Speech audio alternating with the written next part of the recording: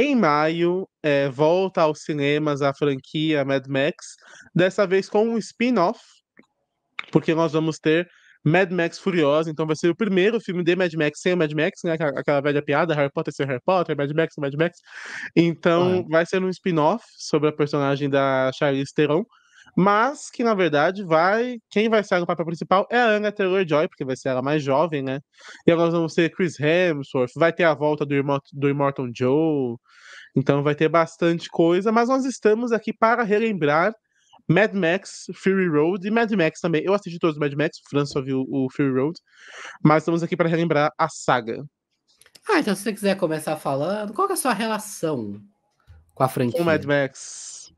Então, a relação, na verdade, é muito relacionada à série Stone, muitas relações na palavra, porque no nosso canal, que está em hiato indefinido, né, o Série Stone Games, um dos jogos que nós tivemos foi Ó, anos já. Foi o Mad Max, onde basicamente eu jogava Mad Max, né? Em uns vídeos, e o Franz me acompanhava em alguns vídeos. É E aí, verdade. por conta de jogar muito na época, eu já conhecia que existia Mad Max, e sabia que o Franço tinha comentado já que ele tinha gostado do Fury Road. Fui atrás e assisti toda a franquia, né? Assim, em sequência.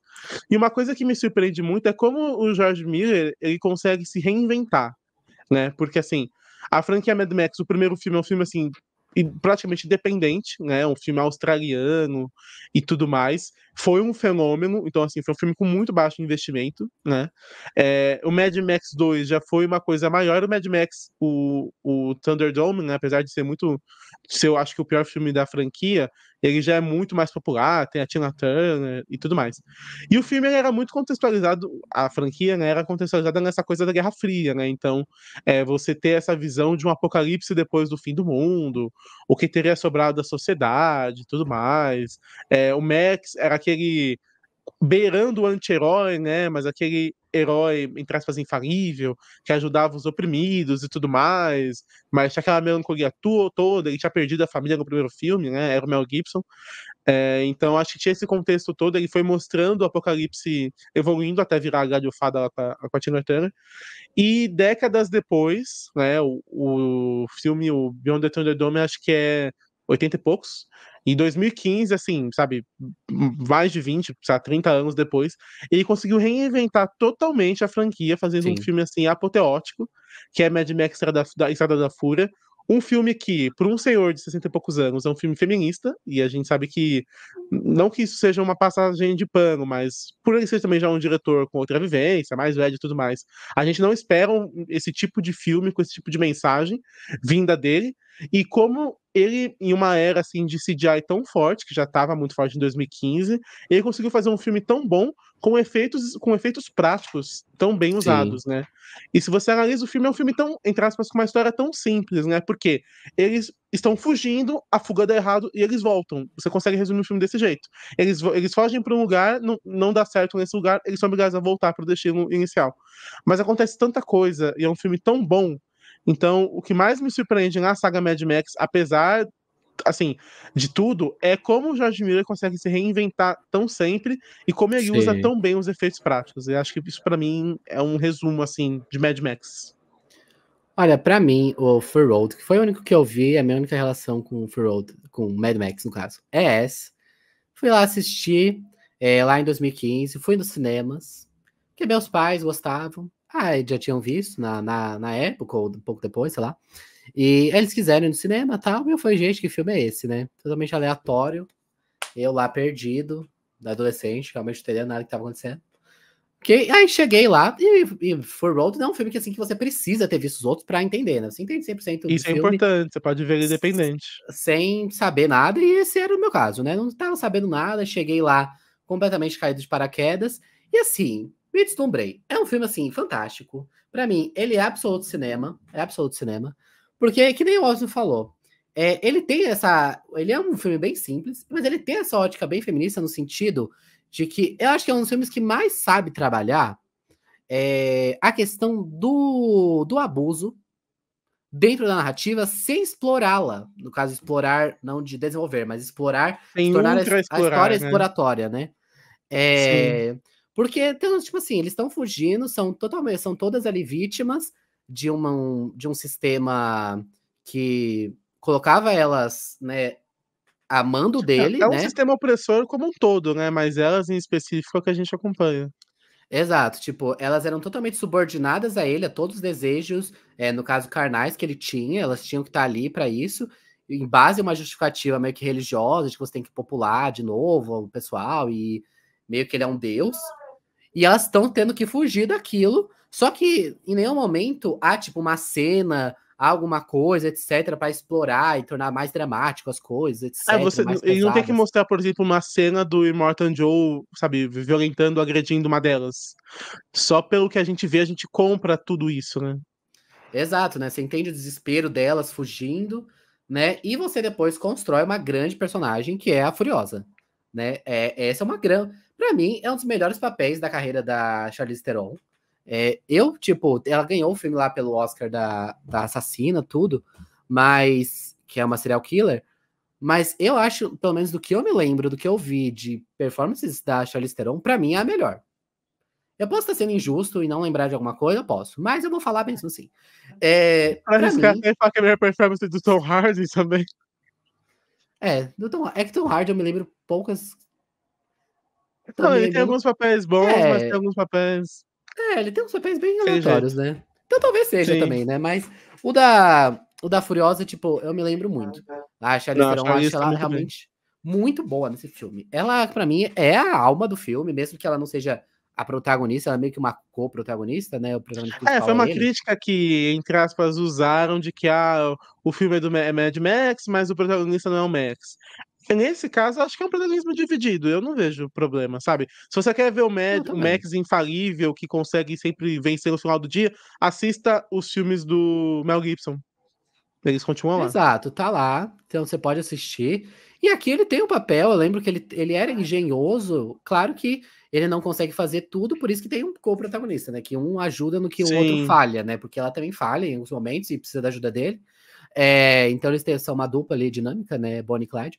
E eu acho, tipo, a dinâmica deles muito boa. Eu acho a personagem, tipo, muito boa. E que nem o Arthur falou, é um filme visualmente fantástico. Nossa Nossa, é senhora. Trilha lindo. sonora, efeitos Nossa, práticos, efeitos visuais, é meu muito Deus. bom.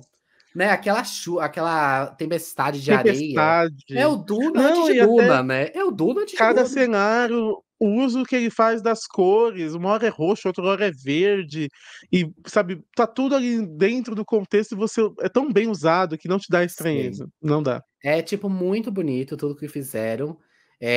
Como ele conseguiu usar tudo isso, né? Tipo, e filmar essas coisas, e ter autorização pra filmar, impressionante também. É, então, acho que é um baita trabalho. É um baita trabalho. Sim. Tipo assim, um grande filme. E eu lembrei de uma coisa que eu ia comentar sobre a personagem da Furiosa também, porque além de ser um filme da fuga, né, que eram as esposas do Immortan Joe, é importante lembrar que ela era o braço direito dele. Ela era a Imperatriz Furiosa.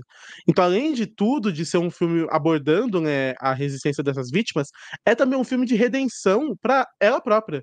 Porque ela se sente culpada por ter sido conivente e muitas vezes ajudado o Immortan Joe. Porque, assim, dá a Sim. entender que não sei se ela teria capturado essas esposas, mas pelo que dá a entender, sim, né? Que ela teria ajudado elas a chegarem, o Immortan a conseguir elas, né? Então, além de tudo, é um filme sobre a redenção dela, né? Porque ela era conivente com aquele sistema todo dele.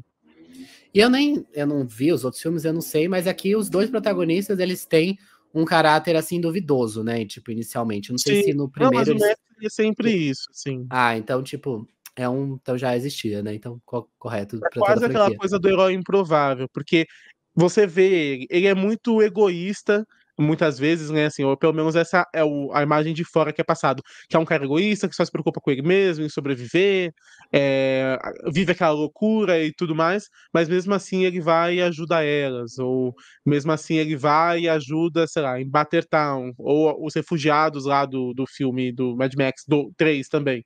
Então, só o primeiro que eu acho que é realmente. O primeiro acho que é o único que é uma história de vingança do começo ao fim.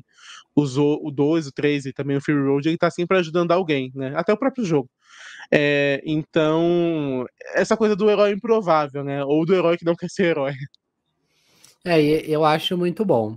Dito tudo isso, vamos de expectativas para Furiosa? Assim, Sim. uma coisa que a gente já tem que comentar. A gente comentou aqui muito do visual, dos efeitos práticos. E assim, parece que o homem desistiu, né? Ele desistiu dessa Ah, mas ideia. agora saiu uma notícia que teve uma cena que gastaram sei lá quantos dias. Aí me deu uma esperança. Tipo, essa cena demorou 60 dias para ser feita. Eu, ó, que legal.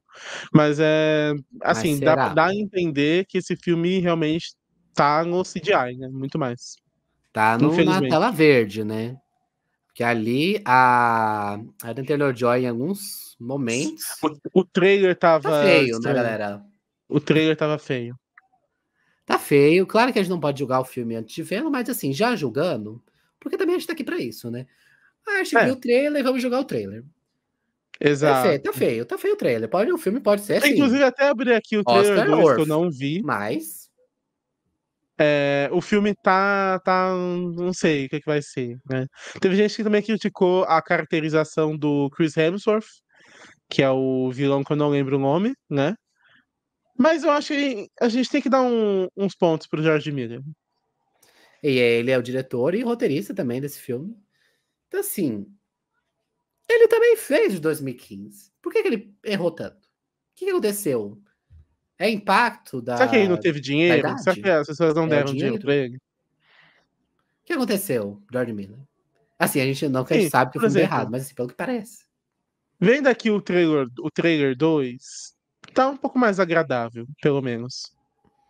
Mas eu também não Mas tenho não é o certeza, né? Fury Road, né? Não é o Fury Road. Não, não é um Fury Road, realmente. Eu gostaria, inclusive, que o Max do Tom Hardy, apesar de entre os Max o Mel Gibson ser um ator melhor, mas a gente sabe todas as polêmicas que o Mel Gibson se enfiou.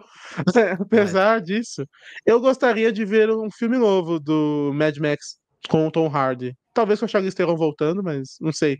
Acho que é um universo assim, é história infinita, né? Porque é um herói, entre aspas, imortal. Você não precisa contar, sabe, da infância à velhice do Max. Você pode fazer histórias. É, e Quando o você quiser. Apocalipse continua, né?